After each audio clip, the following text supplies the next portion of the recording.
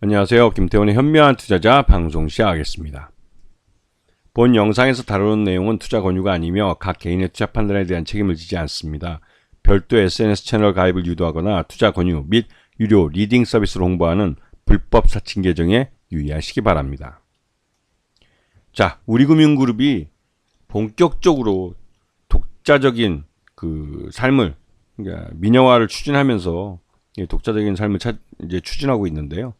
이 우리금융그룹이 우리은행에 의존하는 매출을 줄이기 위해서 이제 금융주주에 맞게 다른 금융 계열사들의 그 수익성을 키우기 위한 몸집 불리기를 주력하고 있습니다. 그래서 창투사도 인수했고, 요번에 이제 증권사도 다시 만들었고, 이제 M&A를 통해서 이제 생보사를 인수하려고 하는데요. 요번에 이제 JKL 파트너스와 이제 협상을 해왔던 롯데손해보험의 인수는 일단 접어놓고, 우리금융주주가 동양생명, ABL생명 이쪽을 이제 중국 기업으로부터 이제 넘겨받는 쪽으로 이제 협상을 하고 있습니다. 그러면서 이제 스파라고 해가지고 주식 인수 계약을 맺긴 했는데, 이 찰나에 참 공교롭게도 이 롯데손보를 인수하는 걸 포기하고 동양생명 인수로 방향을 전환했을 때 이 전임 회장의 이런 부실 대출, 불법 대출에 대한 이슈가 제기되고, 또 이에 대해서 금감원장까지 나서가지고 적극적으로 문제 제기를 하면서 지금 현 우리금융지주 회장의 임기도 보장하기 어려운 상황이 내몰렸습니다. 참 공교롭게도 그렇게 됐건데요. 지금 우리금융지주는 이 우리은행이라는 우리금융지주 내의 가장 핵심적인 계열사인 은행에 대한 이 매출 의존도를 낮추기 위해서 이 보험사하고 이 증권사, 그다음에 창투사, 여타 다른 금융 부분에 이제 몸집 불리기를 하고 있습니다. 특히나 이제 보험 쪽은 은행과 함께 규모를, 덩치를 키워서 수익성도 이제 어느 정도 좀 나눠 가질 수 있는 그 정도 비중이 있는 금융 산업인데요. 이 보험사 쪽 인수에 공을 굉장히 들이고 있는데, 그러면서 이제 우리금융지주가 롯데손보와 먼저 협상을 했고 JKL 파트너스라고 얘기가 잘 돼가다가 이 JKL 파트너스가 이번 기회에 이제 한 놈만 걸려라는 식으로 좀 비싸게 가격을 풀었습니다. 그런데 아시다시피 지금 보험사들은 우리나라 금융시장 내 M&A로 많이 나와 있습니다. 이건 이제 이제 산업은행이 갖고 있는 산업은행도 보험사를 갖고 있고, 또 여러 하여튼 보험사들이 지금 시장에 나와 있는데, 그 중에서도 그래도 정상적으로 좀 잘 영업을 하고 있고 하는 동양생명이나 ABL생명 같이 중국계 자본이 갖고 있는, 그래서 중국계도 이제 반드시 팔고 나가야 돼서 너무 이제 바가지를 씌고는 이제 비싸게 부를 수 없는, 나름대로 이제 가격 협상이 가능한 이런 매물들을 갖고 우리금융지주가 보다 이제 합리적인 가격으로 이걸 인수하려고 하는데, 요번에 이제 불거진 전임 회장의 부실 대출, 불법 대출에 대한 문제가 이슈가 되고, 또 이거를 금융감독당국인 금감원도 이슈화시키고 금융위원회도 이런 것을 문제화, 이슈화하니까 결국은 이런 걸 전임 회장의 잘못을 이렇게 계속 키우고 계속 우리금융의 관리 문제나 이런 경영 문제를 지적하고 나서는 걸 결국은 현 회장을 흔들어서 낙마시키겠다는 의도를 갖고 하는 것이 아닌가라는 생각이 좀 드는데요. 그만큼 우리금융지주 회장 자리를 노리는 사람들이 많기 때문에 그렇죠. 그리고 일단은 이 중국 다자보험그룹이 갖고 있는 동양생명과 ABL생명 M&A 딜에 나름대로 이제 정부가 입김을 작용하는 건데, 이렇게 되면 정부가 이 도장값을 받게 되는 것이죠.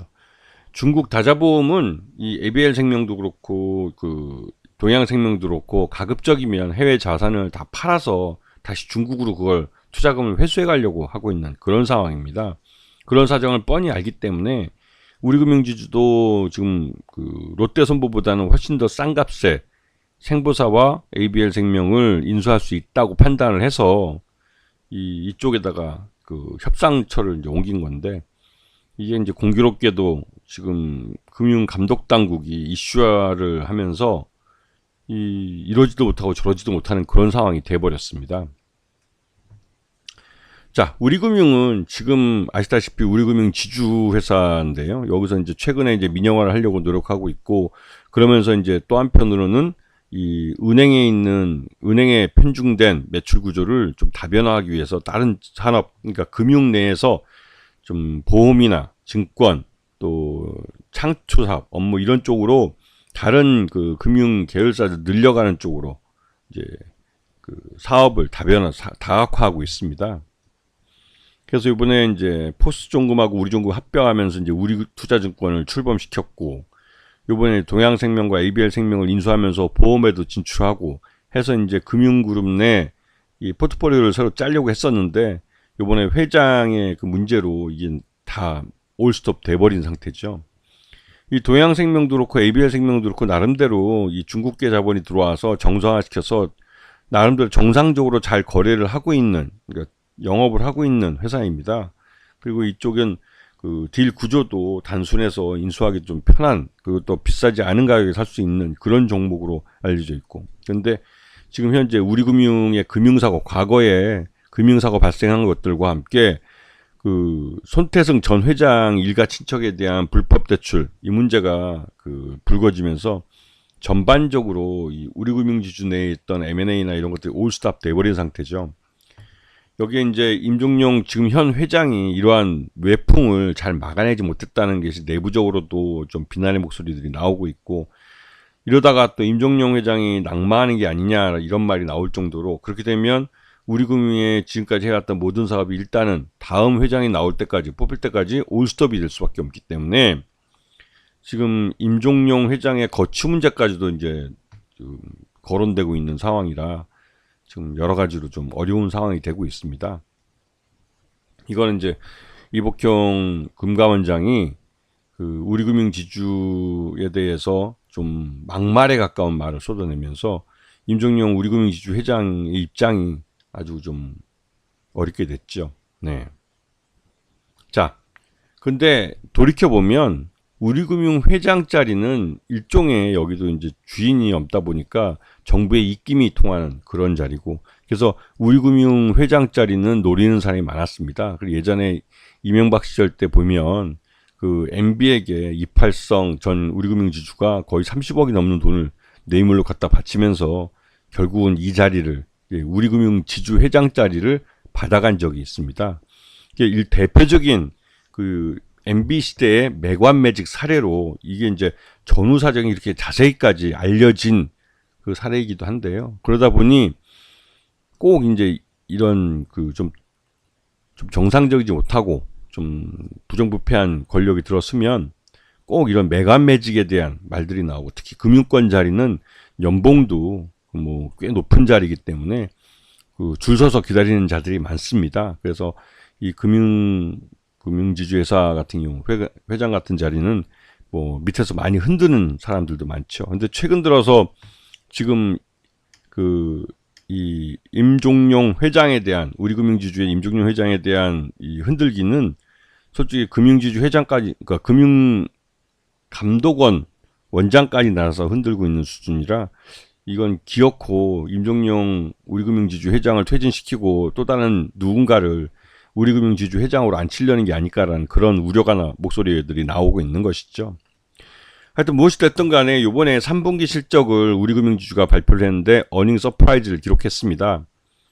나름대로 이 지금 국내 경기가 굉장히 어렵다고는 하지만 그 은행들은 이제 예대 마진을 갖고 아주 손쉽게 이제 수익을 올리고 있다는 것을 확인을 하게 된 것이죠.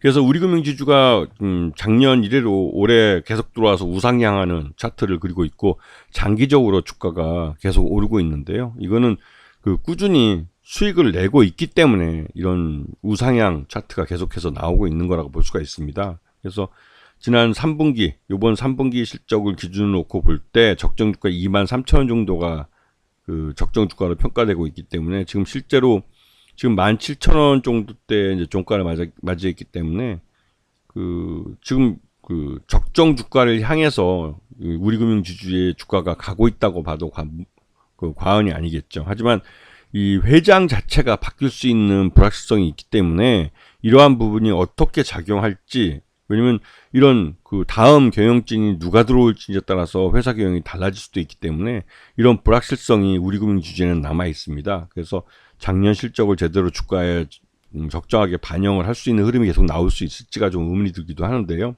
일단은 뭐가 됐든 간에 3분기 실적은 확실하게 어닝 서프라이즈 기록하면서 나름대로 그 시장에서 예상하는 그 이상의 실적을 보여줬습니다.